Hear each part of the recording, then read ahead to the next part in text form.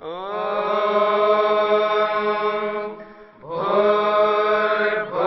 स्वः तत्सवितुर्वरेण्यं भर्गो देवस्य धीमहि धियो यो नः प्रचोदयात्।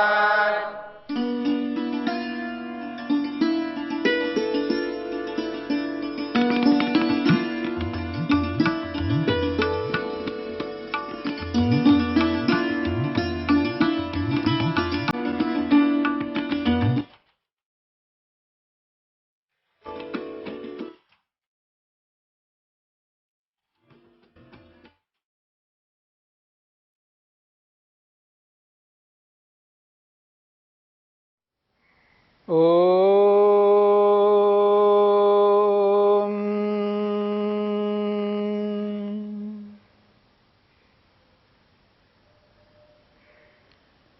योग विद्या के अंतर्गत मन के स्वभाव के विषय में चर्चा चल रही है। मन का स्वभाव क्या है? मन के स्वभाव को समझने से पहले पदार्थ की निर्माण की प्रक्रिया दो प्रकार की होती है, इस पर हमने विचार किया। प्रत्येक पदार्थ दो प्रकार से बनता है, सम मात्रा में कारणों को मिलाने पर और विषम मात्रा में कारणों को मिलाने पर।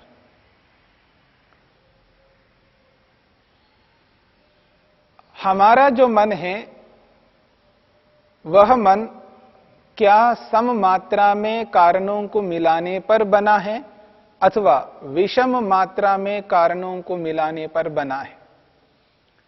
जब इस बात का पता लग जाए कि मन सम कारणों को मिलाने पर बना है अथवा विषम कारणों को मिलाने पर बना है, तब हमें ये स्पष्ट बात हो जाएगी कि मन का स्वभाव ऐसा रहेगा। यदि इस बात को हम जान नहीं पाएंगे तो हमें ये निर्धारण नहीं हो पाएगा कि मन का स्वभाव ऐसा है।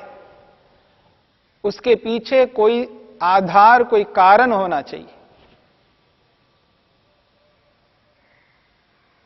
ऋषियों ने संपूर्ण ब्रह्मांड को प्रस्तुत किया है कि संपूर्ण ब्रह्मांड किस प्रकार बना है।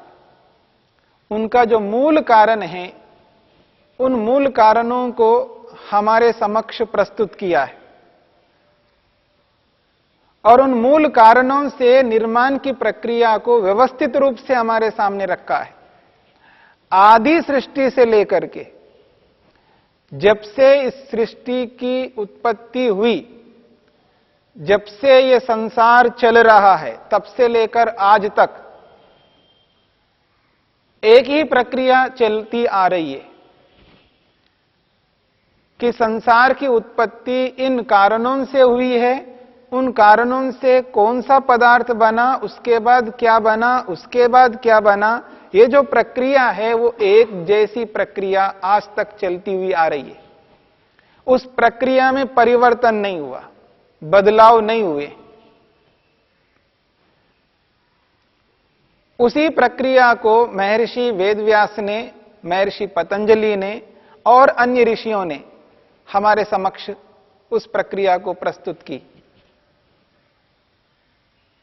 उसी प्रक्रिया के अंतर्गत हमारा ये जो मन है वो मन विद्यमान है और उस प्रक्रिया में जो मन हमारा है वो मन किन तत्वों से बना है और उन तत्वों में कौन सा तत्व मुख्य है और कौन से तत्व गौण है। इस प्रक्रिया को महर्षि वेदव्यास ने योग में बताया। महर्षि वेदव्यास लिखते हैं, ये जो हमारा मन है, यद्यपि ये मन तीनों तत्वों से बना है, तीनों तत्वों से ये मन बना है, प्रत्येक पदार्थ तीनों तत्वों से ही बना है। जैसे और पदार्थ तीनों को मिलाने पर बनाया गया है, ऐसे मन को भी बनाया गया है। वो कहते हैं चित्तम ही प्रख्या प्रवृत्ति स्थितिशीलत्वात् त्रिगुणम। चित्तम ही प्रख्या प्रवृत्ति स्थितिशीलत्वात् त्रिगुणम। महर्षि वेदव्यास लिखते हैं चित्तम ही, ये जो हमारा मन है किन मूल कारणों से बना है? तो कहते हैं प्रख्या प्रवृत्ति स्थितिशीलत्वात् त्रिगुणम। उसमें प्रख्या है, प्रवृत्ति है और स्थिति है। यानी प्रख्या स्वभाव, प्रवृत्ति स्वभाव और स्थिति स्वभाव, इन तीनों स्वभावों से युक्त है। प्रख्या कहते हैं सत्व को, प्रख्या का अर्थ है सत्व, प्रवृत्ति का अर्थ है रज और स्थिति का अर्थ है तम। प्रख्या प्रवृत्ति स्थितिशीलत्वात्, शील का मतलब यहां स्वभाव। तो सत्व स्वभाव, रजत स्वभाव और तम स्वभाव वाले त्रिगुणम, ये तीन पदार्थ हैं। त्रि का मतलब तीन, गुण का मतलब यहां पदार्थ। तीनों गुणों यानी तीनों पदार्थों से ये हमारा मन बना है। मन के अंदर सत्व गुण है, यानी सत्व नामक पदार्थ है, रज नामक पदार्थ है और तम नामक पदार्थ है। तीनों पदार्थों को मिलाने पर ये जो मन है ये बना। तीनों पदार्थों को मिलाने पर बना है, पर तीनों पदार्थ सम मात्रा में या विषम मात्रा में। तो उसके लिए लिखते हैं वेदव्यास, यद्यपि तीनों तत्वों से मन बना है, प्रख्यारूपम ही चित्त सत्वम। वो कहते हैं प्रख्यारूपम ही चित्त सत्वम। यद्यपि तीनों पदार्थों को मिलाने पर बना है, लेकिन मन के अंदर प्रख्यारूप ही है, यानी सत्वगुण अधिक है। सत्वगुण की मात्रा सर्वाधिक है, रजोगुण तमोगुण की मात्रा कम है। यानी विषम मात्रा में तीनों पदार्थों को मिलाने पर मन बना है।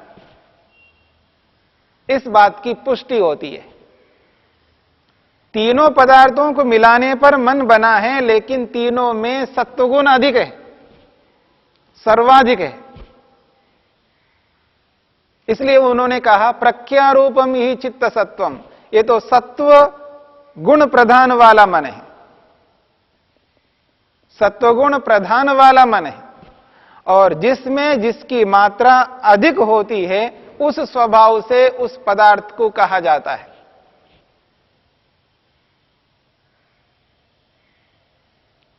जिस पदार्थ में जिसकी मात्रा सर्वाधिक होती है, उसी चीज को लेकर के उसका कथन किया जाता है।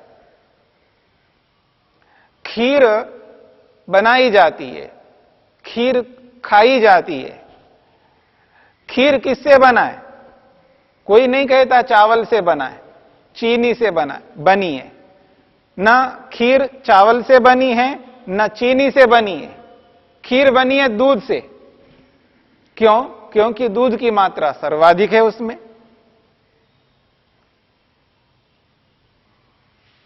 तीन ही तो मुख्य तत्व हो गए। खीर में दूध है, चावल है, चीनी है। तीनों पदार्थों को मिलाने पर खीर बनती है। चावल की खीर तो कह सकते हैं साउथ में, दक्षिण में, क्योंकि चावल में थोड़ा सा दूध डाल देते हैं, क्योंकि चावल की मात्रा वहां अधिक है। वो जब वो खीर बनाते हैं तो वो चावल सबसे ज्यादा होता है उसमें, और दूध की मात्रा बहुत कम डालते हैं, इसलिए वो चावल की खीर है। पर उत्तर भारत में जब खीर बनाई जाती है तो वहां पर दूध की मात्रा अधिक होती है। तो जिसकी मात्रा अधिक होती है उसी को लेकर के उस वस्तु को कहा जाता है। ठीक इसी प्रकार ये जो हमारा मन है, ये मन तीनों को मिलाने पर बनाया गया, लेकिन इसमें मात्रा सर्वाधिक सत्व गुण की है, सत्व नामक पदार्थ की है। समझने की दृष्टि से, एक समझने की दृष्टि से हम कल्पना कर सकते हैं। क्या कल्पना कर सकते हैं? मान लीजिएगा सत्वगुण नामक तत्व, सत्व पदार्थ को 60% ले लीजिएगा, 60% सत्वगुण को ले लीजिएगा और 40% को रजोगुण को ले लीजिएगा, 20% को तमोगुण को ले लीजिएगा।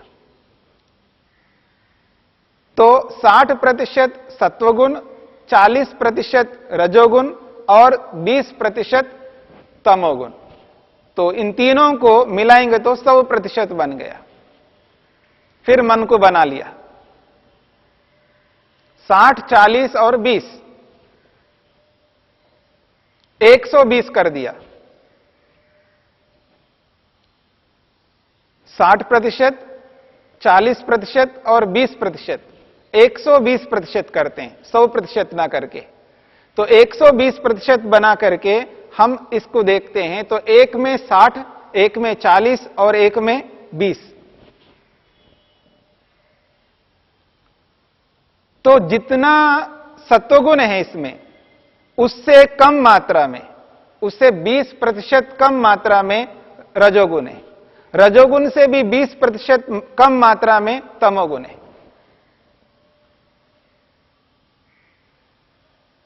तो ऐसी स्थिति में जब हम मन को देखेंगे तो उसमें सर्वाधिक मात्रा रजोगुण के ना होकर के, तमोगुण के ना होकर के सत्वगुण है, तो सत्वगुण सबसे ज्यादा काम करेगा। मन जब कार्य करेगा सर्वाधिक स्थिति में वो सत्वगुण में रहेगा, उससे कम मात्रा में रजोगुण में रहेगा, उससे कम मात्रा में तमोगुण में रहेगा।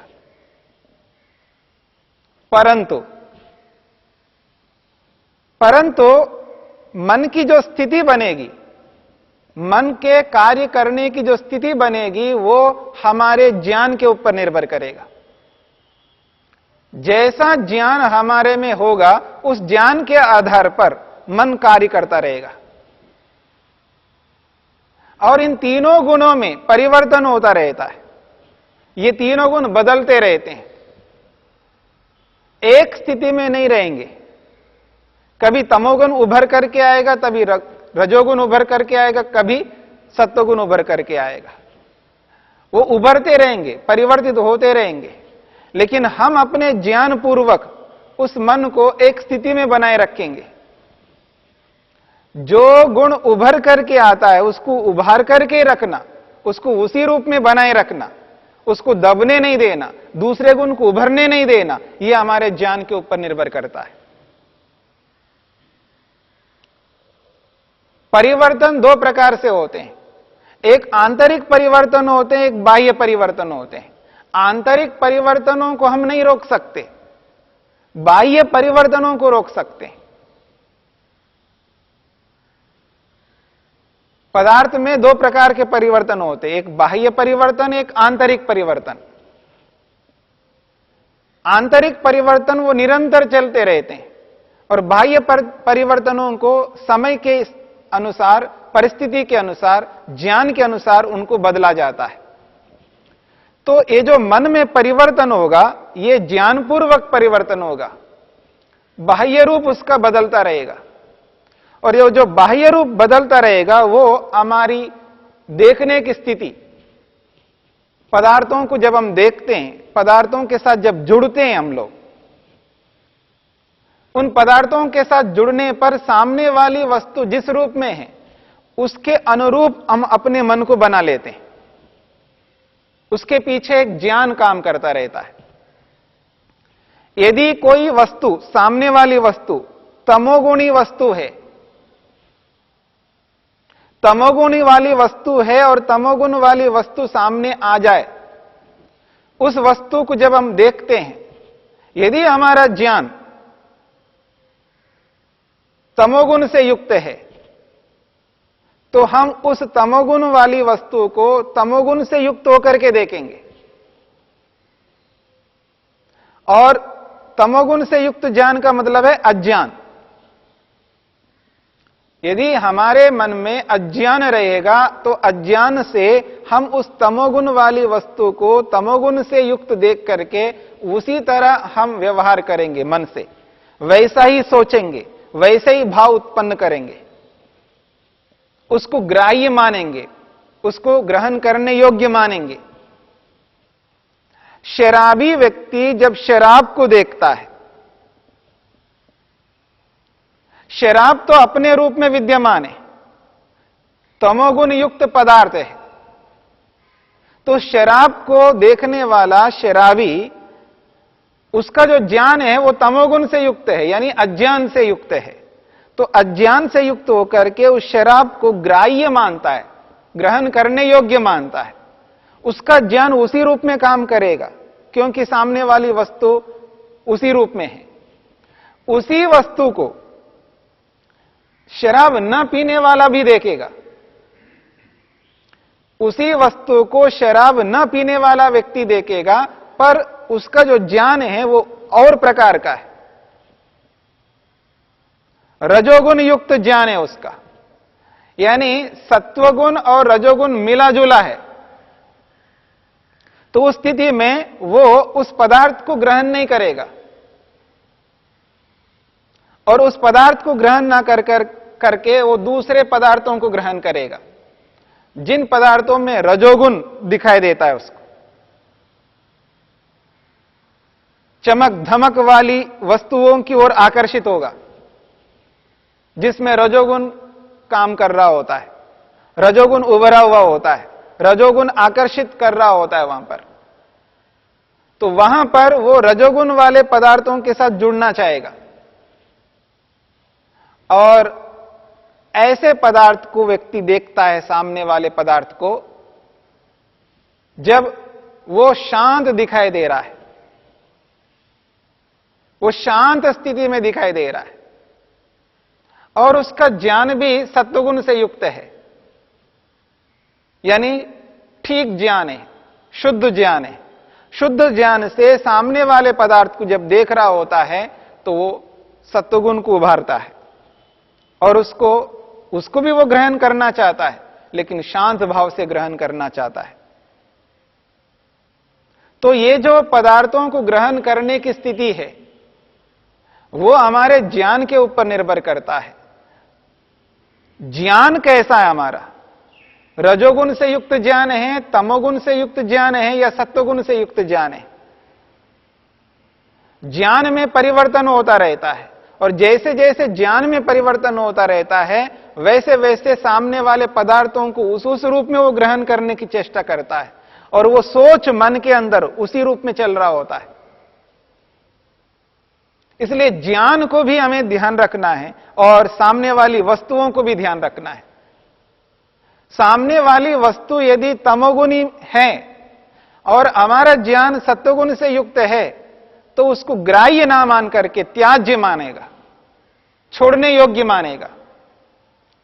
यदि सामने वाली वस्तु के अनुरूप ज्ञान मन के अंदर उभरा हुआ है तो उसको ग्राह्य मानेगा, उसको उसी रूप में देखेगा। तो ज्ञान और सामने वाली वस्तु, इन दोनों का जो परस्पर संबंध है, इस परस्पर संबंध को ध्यान में रखते हुए, एहसास करते हुए हमको चलना पड़ता है। तब जाकर के वैसा ही विचार मन में हम लाएंगे, उसी अनुसार त्याज्य है तो त्याज्य मानेंगे, ग्राह्य है तो ग्राह्य मानेंगे।